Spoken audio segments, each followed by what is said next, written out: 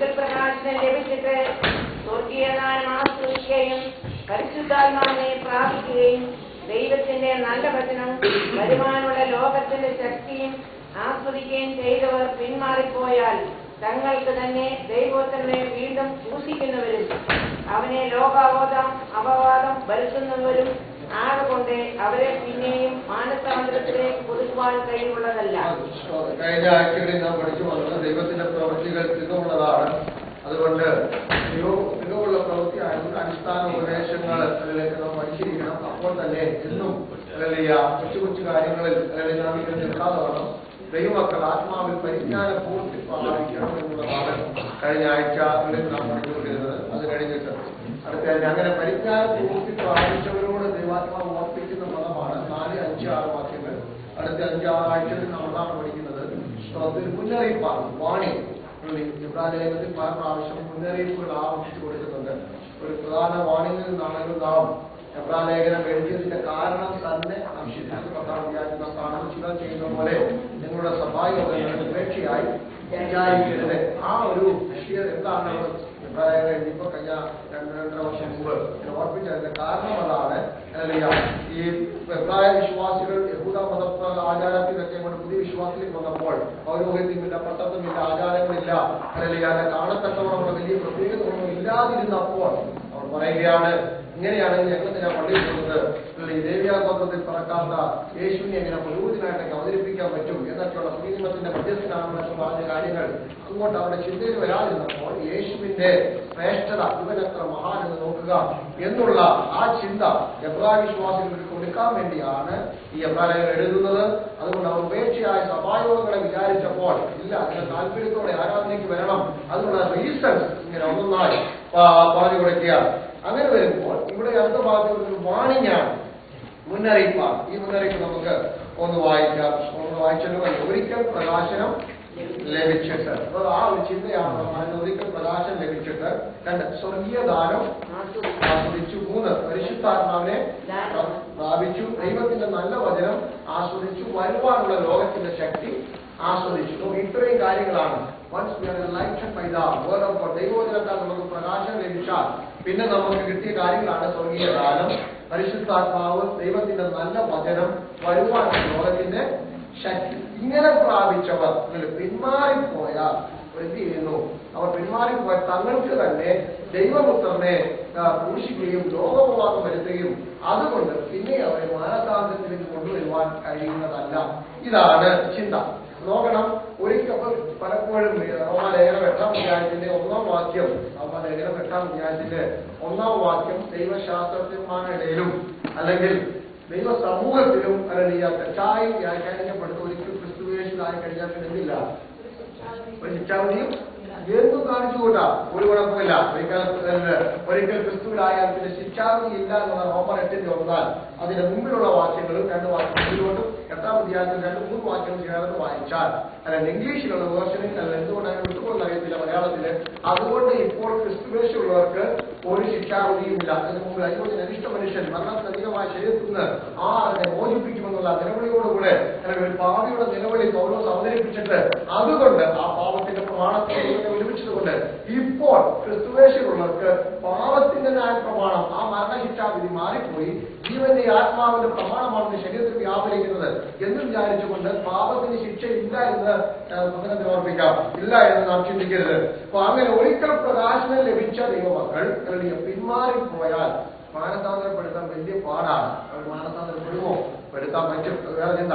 ഞാൻ ഇവിടെ പറഞ്ഞു വരുന്നത് ആ ഒരു 4 കാര്യങ്ങളാണ് ഈ അടുത്ത 5 ആഴ്ച നാം പഠിക്കുന്നത്.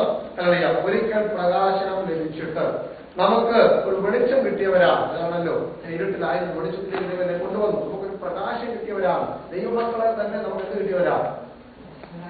വെളിച്ചമുള്ള വെളിപ്പാടുള്ളവരാണ്. ദൈവമക്കളെ കുറിച്ച് എന്താ പറയുന്നത്? നമുക്ക് എല്ലാ മണ്ഡലങ്ങളിലും നല്ല വെളിച്ചമുള്ളവരാണ്. മുഖം പ്രസാദിക്കണം, ജീവിതം പ്രകാശമായിരിക്കണം, ജീവിതങ്ങൾ മുഴുവൻ എവറി ആസ്പെക്ട് എല്ലാ മണ്ഡലങ്ങളിലും നമുക്ക് വെളിച്ചമുള്ളവരാണ്. ഇനി എങ്ങനെയാണ് നമുക്ക് ഈ വെളിച്ചം കിട്ടിയത്? വചനത്താലാണ്. ഒരു ദൈവവചനത്തിന്റെ പ്രകാശനം ഉണ്ടാകുന്നത് വചനത്താലുള്ള പ്രകാശനമാണ്. ചുമ്മാത് നമുക്ക് പ്രകാശനം പാട്ടുപാടി പാടത്തിനകത്തുള്ളതാണ്. ദൈവവചനത്തെ അടിസ്ഥാനമാക്കിയിട്ടുള്ളതാണ് പാട്ടുകൾ, അല്ലല്ല, എല്ലാം അടിസ്ഥാനമായിരിക്കും ദൈവമക്കളുടെ പ്രമാണമെന്ന് പറയുന്ന പുസ്തകമാണ് ജീവന്റെ പുസ്തകം. ഈ പുസ്തകത്തിനകത്തുനിന്നാണ് നമുക്കെല്ലാം ലഭിക്കുന്നത്. അപ്പം ഒന്ന് ദൈവവചനത്താലാണ് നമുക്ക് പ്രകാശം ലഭിച്ചത്. വായിക്കാം 119 സങ്കീർത്തനം, അതിന്റെ 105 വാക്യം, അറിയാവുന്ന വാക്യം തന്നെ. സങ്കീർത്തനം 119 105. ദൈവത്തിന്റെ വചനം എന്റെ കാലിന് ദീപവും എന്റെ പാതയ്ക്കും പ്രകാശവുമാകുന്നു എന്ന് പറയുന്ന ആ ദൈവവചനം നമുക്ക് ലഭിച്ചിരിക്കുന്ന പ്രകാശനം ദൈവ വചനത്താലാണെന്നുള്ള ഉറപ്പ് നമുക്കുണ്ടായിരിക്കണം. 2 അല്ലെങ്കിൽ എബ്രായലേഖനം 10-ാം അധ്യായത്തിന്റെ 32-ാമത്തെ വാക്യം വായിക്കാം.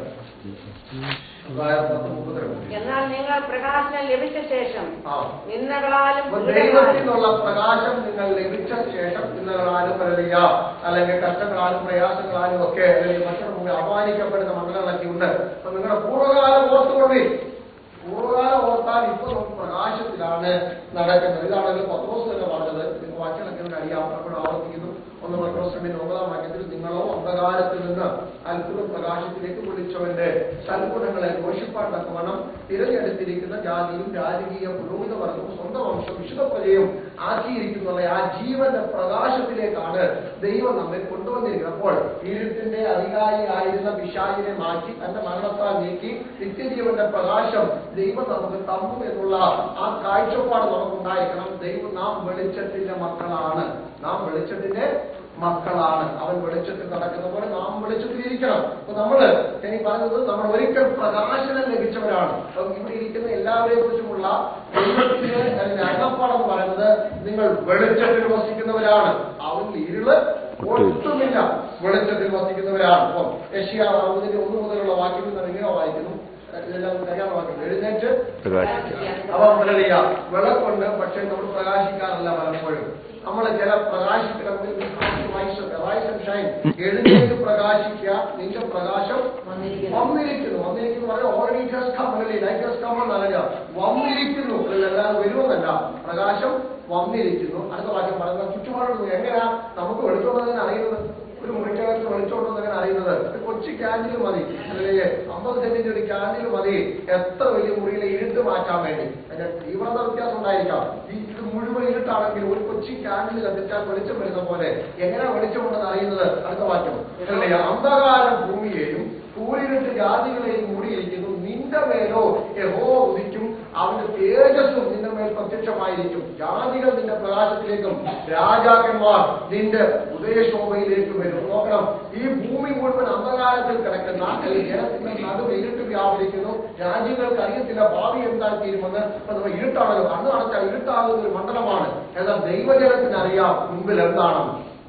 നമുക്കറിയാം നാളെ എന്താ നടക്കാൻ പോകുന്നത്, അറിയാം നാളെയുടെ നീളം എന്താണെന്ന് നമുക്കറിയാം. ഈ ആയുസ് കൊണ്ട് തീരുന്നതല്ല എന്റെ ഭാവി എന്നറിയാം. അതിനപ്പുറത്ത് കല്ലറയ്ക്കപ്പുറത്തേക്ക് നടന്നു കയറുന്ന ഭക്തന്മാർ അല്ലെങ്കിൽ ആ വെളിച്ചം, ശുദ്ധന്മാർക്ക് വെളിച്ചത്തിലുള്ള അവകാശത്തിന് എന്നെ യോഗ്യനാക്കി ദൈവമുണ്ട് എന്നുള്ള വലിയ കാഴ്ചപ്പാട് നമുക്കുള്ളത് കൊണ്ട് ഇന്ന് രാവിലെ നമുക്ക് തിരിച്ചറിയാം നാം വെളിച്ചത്തിലുള്ളവരാണെന്ന്.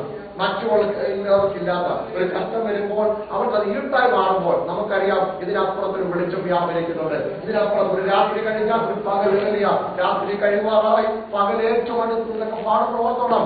ഈ വെളിച്ചത്തിലുള്ളവരാണ് നാം എന്നുള്ള വലിയ ബോധ്യം നമുക്കുണ്ടായിരിക്കണം. നമ്മൾ പ്രകാശം ലഭിച്ചവരാണ്. ഇനി എഫേസ്യർ 5-8 മുതൽ 10 വരെയുള്ള വാക്യങ്ങൾ.